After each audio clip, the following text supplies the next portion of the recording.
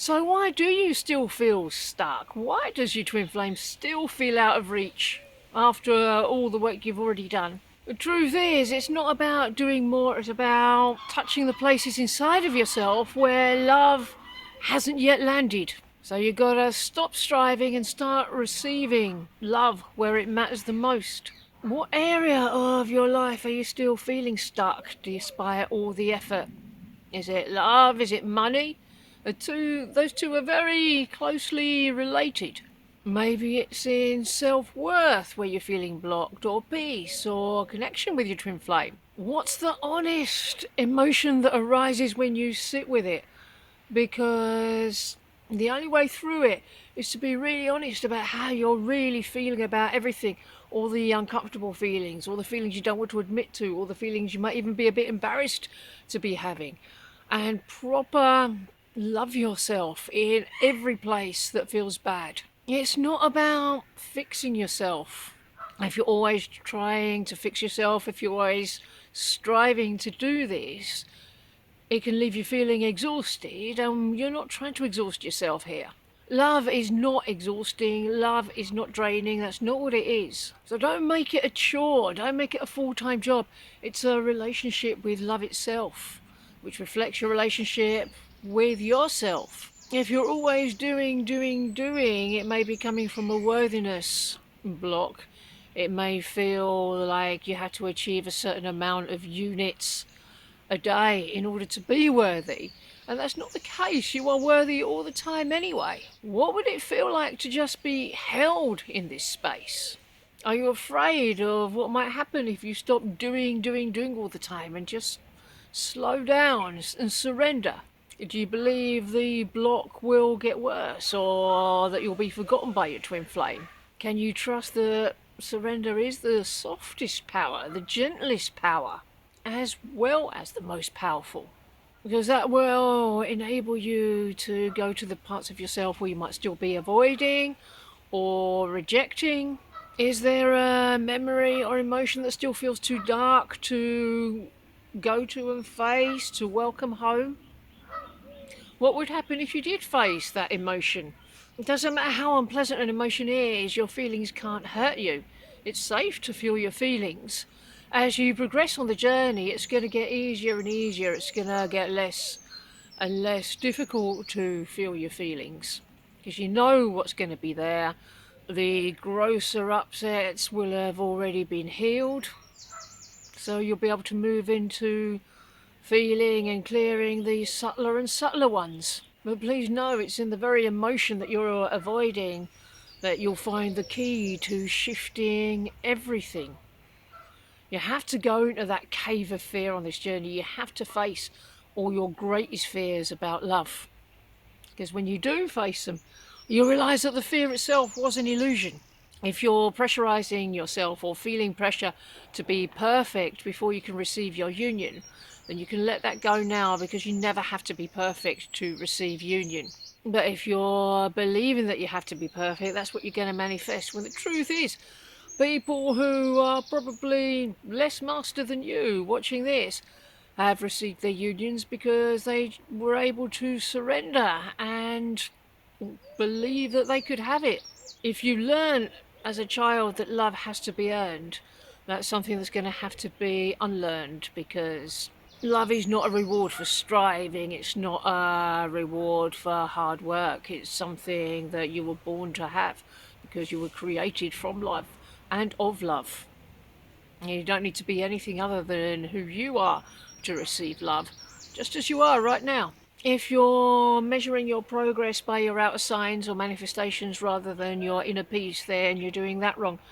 The outside is not going to be an accurate gauge of your progress. External signs, repeating numbers, they're just road signs that will tell you that you're on the right track. But in terms of being close to union, you know that within, you know that in your heart. If your twin flame doesn't respond to a message that you sent them, how does that feel to you? That's more important, getting clear on how it feels to you, rather than attaching some sort of story or meaning to it. If it feels bad that your twin flame doesn't respond, you work through it. That's them giving you your next steps. And if you take that next step and love yourself in that place, that's you being victorious because you're showing up for love.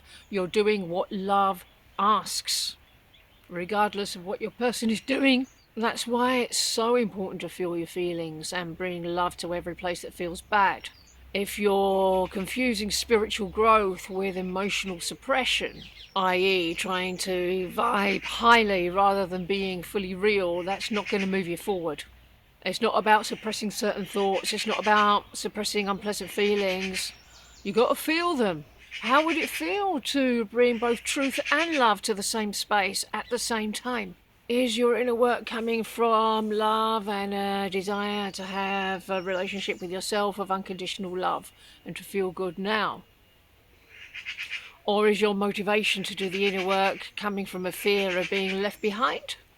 Have a look at what your motivation is when you dive into healing, because you're going to be doing it wrong if you're doing it to create an outcome or solve the problem or to get something from your person or from the outside. You do the inner work in order to feel good now because you deserve to feel good now. And that shifts the outside situation. But that's got to be your motivation. It's got to be in that order, not the other way around.